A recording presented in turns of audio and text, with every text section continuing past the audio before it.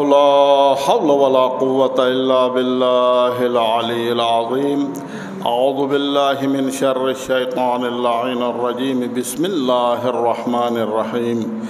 الحمد لله رب العالمين والعاقبة للمتقين والجنة للموحدين والنار للعاصين ثم الصلاة والسلام على أما بعد. يا أيها الذين آمنوا أوصيكم عباد الله ونفسي بتقوى الله. اتقوا الله فإن خير الزاد التقوى.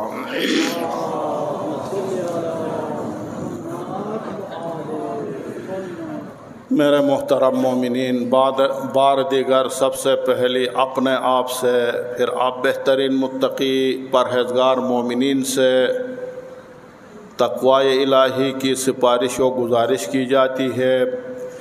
ہمیشہ زندگی کے ہر پہلو میں اللہ کی تقوی کو اختیار کیجیے، اور یہی تقوی الہی بہترین توشہ آخرت ہے.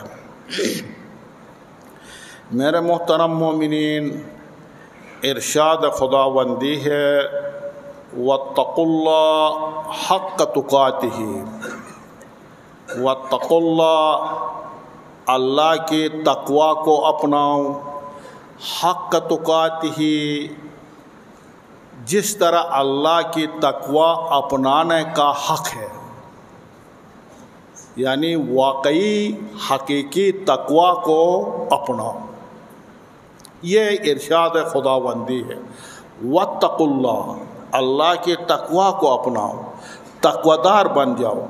حق تقاتہ، جس طرح تقوی اپنانا چاہیے ایسا ہی تقوی اپناؤ. یہ ارشاد خداوندی.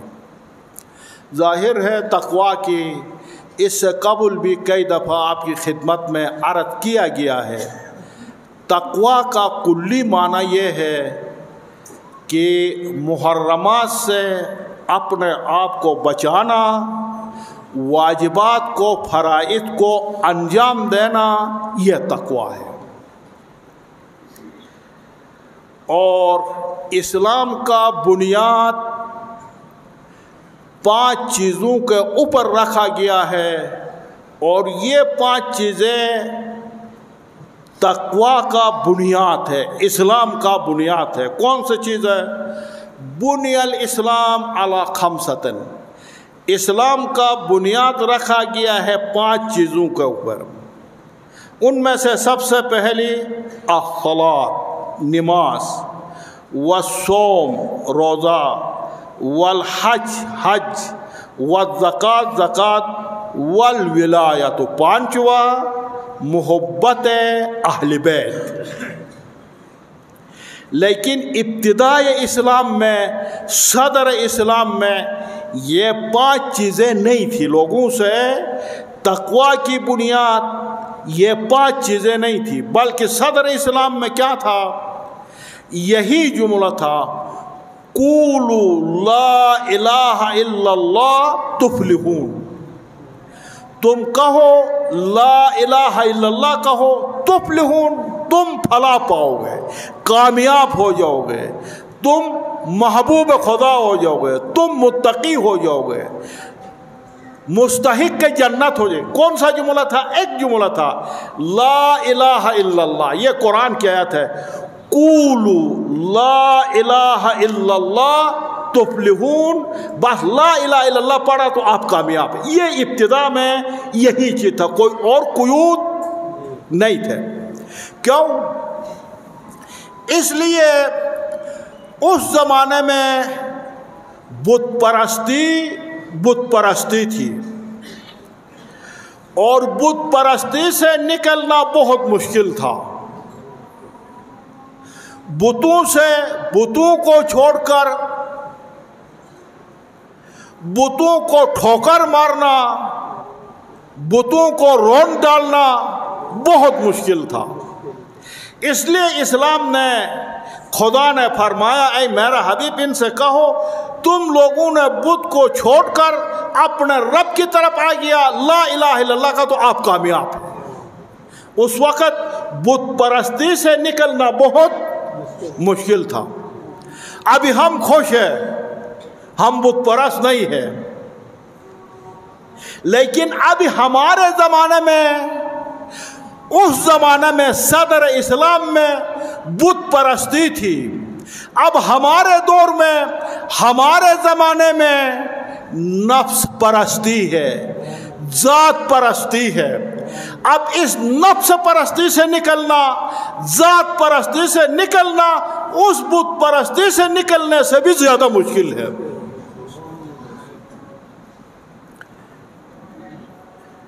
امام خمینی قدس اللہ سرہ نور اللہ قبرہ وہ فرماتے ہیں, انسان اپنی ذات سے, ذات پرستی سے نکلنا, نفس پرستی سے نکلنا بت پرستی سے زیادہ شدید ہے.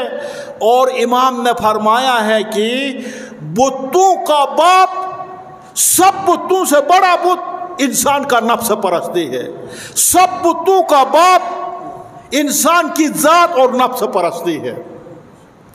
آج ہماری سارے مشکلات, آج ہمارے تمام کے تمام مشکلات جس سے ہم دوچار ہیں, اس کی بنیادی وجہ ہماری معاشرے میں نفس پرستی ہے, ذات پرستی ہے. جس ذات پرستی سے ہم نہیں نکل سکتے اور نفس پرستی سے ہم نہیں نکل سکتے, جس کی وجہ سے ہمارا تمام سارا معاشرہ اس ذات پرستی کے دام میں پھنسا ہوا ہے, اس ذات پرستی نفس پرستی کے جال میں پھنسا ہوا ہے, اور ہم اس سے نکل نہیں سکتے. اگرچہ زباناً جو ہے ہماری باتیں اتنی میٹھی, اتنی دیندار, اتنے تقویدار اور اتنی جناب خدا پرستی کی باتیں ہوتی, لیکن اندر سے ہم سب کے سب جو ہے ذات پرست میں مبتلا ہے. اور یہ ذات پرستی بتوں سے بھی بدترین بت پرستی ہے. اور اب ان واجبات کے بجا آوری کے ساتھ ایک اور مسئلہ جو تقوی کا حصہ ہے, جس سے تقوی جو ہے اس کا علاوہ تقوی کامل نہیں ہو سکتا, وہ کیا ہے؟ اپنے بچوں کی صحیح تربیت دینا. یہ بھی تقوی کی علامت ہے, اس سے تکمیل تقوی ہو جاتا. اگر کوئی اپنے گھرانے میں, اپنے گھر میں اپنے بچوں کو صحیح تربیت نہ دے دے, اصلاح نہ کرے, تو یہ بھی تقوی کے منافات ہے. آپ جانتے ہیں قرآن کی آیت ہے, المال والبنون زینت الحیات الدنیا. مال اور بچے انسان کے زندگی کی زینت ہے, اس دنیاوی زندگی کے زینت ہے. اب یہ دنیا کی اپنی جگہ مال بھی زینت ہے, اولاد بھی زینت ہے. آج اس دنیا میں پورا معاشرہ مال و منال کے پیچھے پڑا ہے, اور اسی کو سب کچھ سمجھتا ہے, اسی کو اپنے لیے زینت بھی سمجھتا, اپنے لیے عزت بھی سمجھتا, اپنے لیے آبرو بھی, سب کچھ اسی کو سمجھتا ہے. المال والبنون زینت الحیات الدنیا, زندگی دنیا کے زینت ہے. لیکن اس کو تربیت کے ذریعے سے آخرت کے لیے بھی زینت بنانا, یہ مسئلہ مہم ہے. مال کو بھی آخرت کے لیے زینت بنانا, اولاد کو بھی آخرت کے لیے زینت بنانا, یہ مسئلہ مہم ہے. اگر آپ نے مال کمایا, آپ کے پاس ثروت ہے, آپ کے پاس دولت ہے, ظاہر زینت الحیات الدنیا ہے, لیکن اس کو اگر آپ نے فلاحی کاموں میں استعمال کیا, اچھے کاموں میں استعمال کیا, مسلمین کے مومنین کے مفاد میں استعمال کیا, معاشرہ کی اچھائی کے لیے, مضبوطی کے لیے استعمال کیا, یہ آپ کا مال زینت دنیا کے ساتھ ساتھ زینت آخرت بھی ہے. اسی طرح اولاد, اگر آپ نے اولاد کی صحیح تربیت کی، والدین وفات پانے کے بعد وہ صالح اولاد اپنے والدین کے لیے دعائے خیر کرے، اپنے والدین کے لیے صدقات دے دے، خیرات کرے، ان کو یاد کرے، والدین کو نہ بھولے، تو یہ اولاد زینت آخرت بھی ہے۔ رسول اسلام کا حدیث ہے،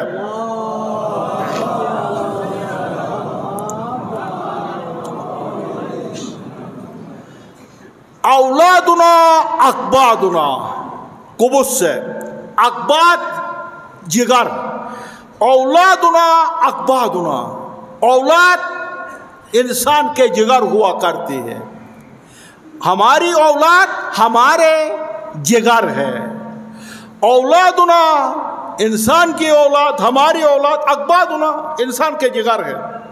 اس کے بعد رسول اسلام نے فرمایا صغراؤنا عمراؤنا، ہمارے چھوٹے چھوٹے بچے ہمارے حاکم ہیں، ہمارے حکمران ہیں۔ کیوں؟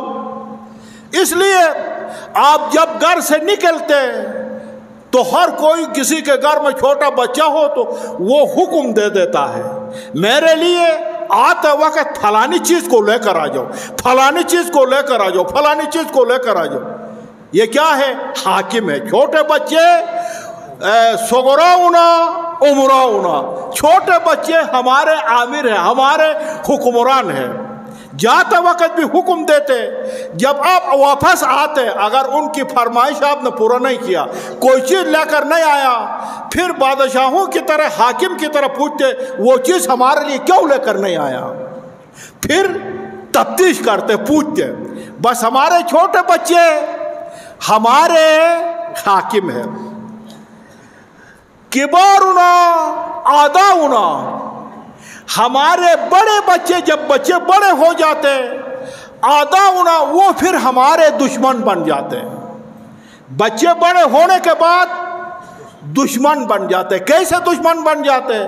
جب بچہ بڑا ہو گیا، والدین سے کوئی مطالبہ کرے، کوئی چیز مانگے، اگر والدین اسے نہ دے دے تو وہ بچہ صحیح تربیت نہیں دیا ہو، یا اپنے آپ کو مار دے گا، یا اپنے آپ کے اوپر، چونکہ آپ نے اس کا مطالبہ پورا نہیں کیا، اپنے اوپر گولی چلائے گا یا والدین کے اوپر گولی چلائے گا۔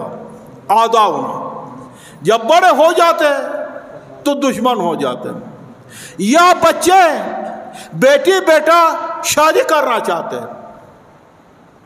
آپ نے ان کی شادی نہیں کر دی، رکاوٹ پیدا کیا، مانے پیدا کیا، بیٹی کسی کے ساتھ بھاگ گئی، بیٹا نے کسی کی بیٹی کو لے کر بھاگ گئے۔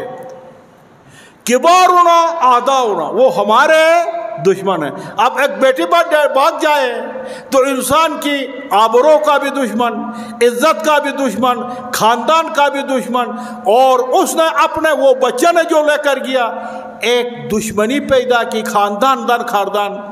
بس کبارنا آداؤنا، ہمارے بڑے بچے ہمارے دشمن ہیں۔ بس اس لیے گھریلو نظام میں تربیت ایسی ہونی چاہیے والدین کو، ہمارے مومنین کے، مسلمین کے معاشرہ میں ایسا نظام قائم ہو، اپنے بچوں کو حق رائے دے دو، اپنے بیٹے کو حق رائے دے دو، اپنے بچی کو حق رائے دے دو، تاکہ کم سے کم اپنے شوہر کا خود انتخاب کر سکے، بیٹا جو ہے اپنی بیوی کا خود انتخاب کر سکے۔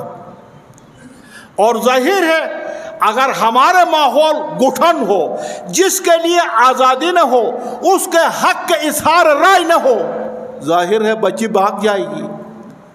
تو یہ ہماری نظام کی وجہ سے، ہماری تربیت کی وجہ سے یہ چیزیں ہیں۔ حالانکہ انسانی معاشرہ میں، مومنین کی معاشرہ میں اتنا ان کو آزادی دینا چاہیے کہ بچی جو ہے اپنے والدین سے اظہار رائے کر سکے، میں فلانی کو چاہتی ہوں، مجھے فلانی کے ساتھ میری شادی کر دے، جب چاہتی ہے تو دے دو نا، شادی کر دو، کیوں مشکلات بناتا ہے اپنے لیے؟ اچھا بس کیا ہوا؟ یہ سارے کبارنا आदाउन, हमारे बच्चे जब बड़े हो जाए, बड़े बच्चे इंसान के दुश्मन हो जाते हैं। तो यकीनन तरबियत में 4 चीज़ें, बच्चों की तरबियत में 4 चीज़ें मुअस्सिर हैं। सबसे पहले वरासत, शरारत और शराफत में वरासत जो है ये ज़्यादा मुअस्सिर है। अगर घरेलू ज़िंदगी शराफत मंदाना ज़िंदगी है, वालिदैन शराफत मंदाना है, तो ये शराफत और करामत बच्चों के ऊपर भी मुंतकिल हो जाती। वो बच्चे भी शरीफ होंगे, वो बच्चे भी करीम होंगे, वो बच्चे भी अच्छे होंगे, वो बच्चे भी साले होंगे। अगर घरेलू निज़ाम शैतानत के ऊपर मबनी हो, शरारत के ऊपर मबनी हो, तो फिर उनके बच्चे वरासत में, उनके बच्चे भी शैतान होंगे, शैतानियत परस्त होंगे, शरारत पसंद होंगे। ये वरासत में, ये एक। दूसरा, माशरा का माहौल। शहीद बाक़ुर सदर फरमाते हैं, हत्ता मुज्तहिद के फतवा के ऊपर भी माशरा असर अंदाज हो सकता। माशरा का माहौल बच्चों के ऊपर असर अंदाज हो जाता। अब हमारा माशरा शराबी हो, चरसी हो, जानी हो, लिवाती हो, तो माशरा बच्चे जनाब अली उसी तरफ चले जाएंगे। अगर माशरा के अंदर हलाल और हराम का तमीज़ न हो, जहां से भी आ जाए खाओ पियो, जाहिर है जनाब अली बच्चे भी ऐसा। माशरा का माहौल जो बच्चों के ऊपर असर अंदाज होता। तीसरा चीज, मुरब्बी, तरबियत देने वाले। खा घर के अंदर वालिदैन हो या स्कूल में, कॉलेज में, स्कूलों में मुरब्बी उस्ताद हो, बच्चे हो, ये भी ज़्यादा बच्चों के ऊपर असर अंदाज होता। चौथा चीज़ जो ज़्यादा मुअस्सर है, लुक़्मा हलाल और लुक़्मा हराम। लुक़्मा हलाल और लुक़्मा हराम ये बच्चों के ऊपर इंतहा और ज़्यादा असर अंदाज होता है। लुक़्मा हलाल से बच्चे साले होंगे, बच्चे शरीफ होंगे, बच्चे आपके लिए सदका जारिया होंगे, बच्चे आपके लिए दुनिया और आखिरत दोनों के ज़ीनत होंगे। अगर उनको लुक़्मा हराम खिलाया है तो फिर वो लुक़्मा असर अंदाज होगा, बच्चे जो है वो साले नहीं होंगे, बच्चे साले नहीं होंगे। जिस तरह मौला इमाम हुसैन अलैहिस्सलाम ने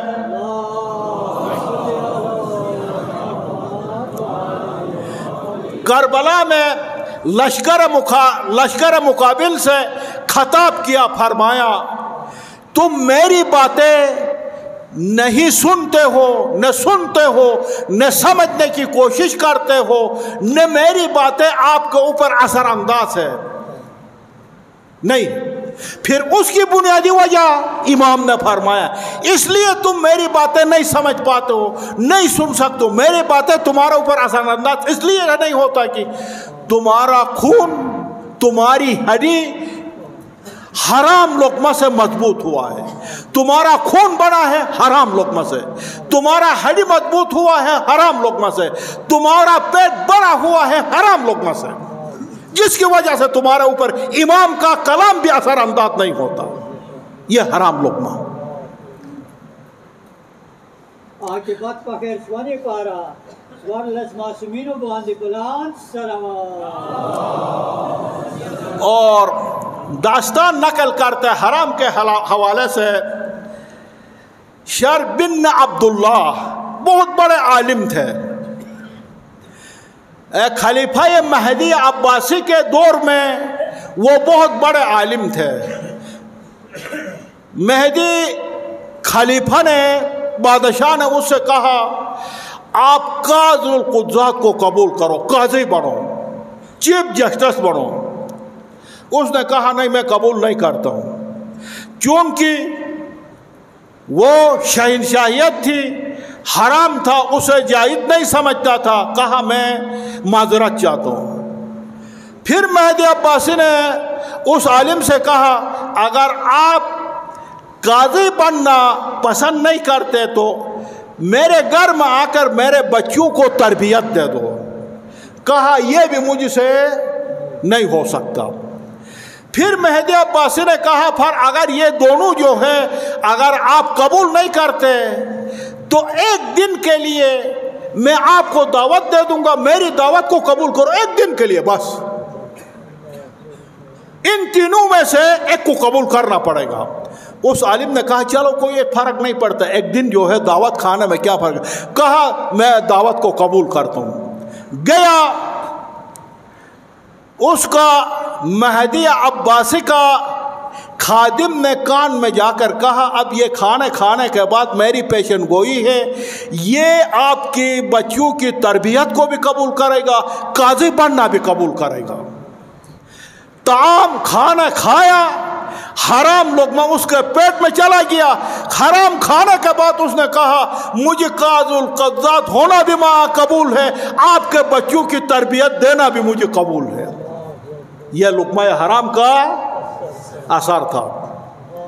کبھی آپ نے، ہم سب نے اپنی زندگی میں جناب تجربہ کیا ہے، آپ لوگوں نے بھی، آپ سب نے تجربہ کیا ہوگا اپنی زندگی میں، کبھی کبھی آپ کے لیے آپ نماز گزار ہے، عبادت گزار ہے، کبھی آپ کا دل نہیں چاہتا، نماز پڑھنا بھی دل نہیں چاہتا، لیکن آپ نماز پڑھتے زبردستی، شوق سے آپ کا دل نہیں چاہتا۔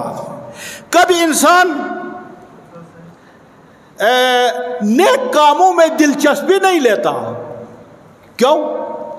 اس کی بنیادی وجہ یہ کہ جناب علی چونکہ آپ کے پیٹ میں کوئی لقمہ حرام جو ہے چلا گیا ہے، جس کی وجہ سے نیک کاموں کے لیے، صالح کاموں کے لیے آپ کا دل نہیں چاہتا ہے، یہ وجہ لقمہ حرام کا ہے۔ اور کبھی کبھی تو معاشرہ میں ایسا آپ دیکھتے ہیں، معاشرہ میں کچھ لوگ ایسے ہیں نیک کاموں کی طرف دلچسپی بھی نہیں لیتے بلکہ نیک کاموں میں رکاوٹیں بھی پیدا کرتے ہیں۔ اس کی بنیادی وجہ زیادہ حرام خوری ہے، زیادہ حرام خوری ہے۔ اور حلال خوری ہو تو صالح کاموں کے طرف، نیک کاموں کے طرف، معاشرہ میں اچھے کاموں کی طرف آپ کی دلچسپی پیدا ہو جاتی ہے۔ جس طرح قرآن کی آیت ہے قد افلح من زکاہا وقد خاب من دساہا، قد افلح من زکاہا، جس نے اپنے آپ کو گناہ سے بچایا، پاک و پاکیزہ گا، یہ انسان کامیاب ہے۔ وقد خاب من دساہا، جس نے اپنے آپ کو گناہ سے آلودہ کیا، حرام سے آلودہ کیا، خواب وہ ذلیل و رسوا ہو گیا، وہ ذلیل و رسوا ہو گیا۔ بس نتیجتاً آپ کی خدمت میں تربیت اولاد یہ بھی تکمیل تقوی ہے۔ اولاد کی تربیت اگر کوئی نہ دے سکے تو تقوی دار نہیں ہے، تقوی کامل نہیں ہو جاتی۔ بس انسان کی پیش رفت کے لیے، ترقی کے لیے دو چیزوں کی ضرورت ہے، خاص کر اس دور میں، تعلیم اور تربیت۔ قرآن نے بھی اس طرف بتا دیا ہے، تزکیہ اور تعلیم، تعلیم اور تربیت۔ رسول اسلام کا مبعث کا، بعثت کا بنیادی وجہ بھی اللہ نے تعلیم و تربیت بتایا۔ بس نتیجہ کیا نکلا؟ تعلیم و تربیت انسان کی پیش رفت کے لیے، ترقی کے لیے، قوموں کی مضبوطی کے لیے دو پرو ہے۔ تعلیم اور تربیت دونوں، ان دونوں کے ذریعے سے قومیں مضبوط بھی بن سکتی ہے، پیش رفت بھی کر سکتی ہے، ترقی بھی کر سکتی ہے، فلاح بھی پا سکتی ہے۔ ایک کے ذریعے سے نہیں، تعلیم ہو تربیت نہ ہو پھر بھی فائدہ نہیں ہے، تربیت ہو تعلیم نہ ہو پھر بھی فائدہ۔ یہ دونوں انسان کی ترقی کے لیے دو پر ہے جو اس سے انسان پرواز کر سکتا بلندی کی طرف۔ اب تعلیم دینا، تعلیم کے ذریعے سے اپنے اقتصاد کو بحال کرنا، معیشت کو بحال کرنا، سرمایہ پیدا کرنا، یہ مرحلہ یہ علم ہے۔ اب اس سرمایہ کو کہاں کہاں استعمال کیا جائے، یہ مرحلہ تربیت ہے۔ اسی طرح مثلا ایجادات میں، ایجادات تازہ چیزیں کا ایجاد کرنا، میزائل بنانا، ایٹم بم بنانا، جہاز بنانا، مختلف قسم کی تسلیحات کا ایجاد کرنا، یہ مرحلہ علم ہے۔ اب ان کو کہاں کہاں استعمال کیا جائے، یہ مرحلہ تربیت ہے۔ اب اسرائیل نے جہاں فلسطین کے اوپر استعمال کر رہا اور جو ان کی حامی ہے، اب اس سے دنیا سمجھ گئے، پتہ چلا کہ یہ کتنا حقوق بشر کے پاسبان ہے، یہ کن میں کتنی انسانیت ہے۔ جس طرح یزید اپنے زمانے میں انسانیت کے ماتھے پر ایک داغ تھا، آج اسرائیل بھی انسانیت کے لیے ایک داغ ہے، اور جو ان کی حامی ہے وہ بھی انسانیت کے ماتھے کے اوپر ایک داغ ہے۔ یہ تربیت کا مقام ہے۔ اور اسی طرح بچوں کو تربیت دینا، بچوں کو اعلیٰ تربیت دینا، اعلیٰ منصبوں تک پہنچانا، اعلیٰ منصب تک پہنچانا، یہ مقام علم ہے، مرحلہ علم ہے۔ لیکن والدین نے اس حد تک پہنچایا، اب والدین کی خدمت کرنا، والدین کی تقریب کرنا، والدین کا احترام کرنا، والدین کے سامنے اپنے مہربانی کے پروں کو بچھانا، والدین کا تعظیم کرنا، یہ مرحلہ تربیت ہے۔ اگر تربیت نہ ہو تو تعلیم کام نہیں آئے گا۔ اگر تعلیم ہو تربیت نہ ہو، تربیت ہو تعلیم نہ ہو، ناقص ہے انسان، ایک پر نہیں ہے، ایک پر سے انسان پرواز نہیں کر سکتا۔ پروردگارہ بحق انوار طیبہ چہاردہ معصومین جمع پر حاضرین پر اپنی رحمت برکت شامل حال فرما۔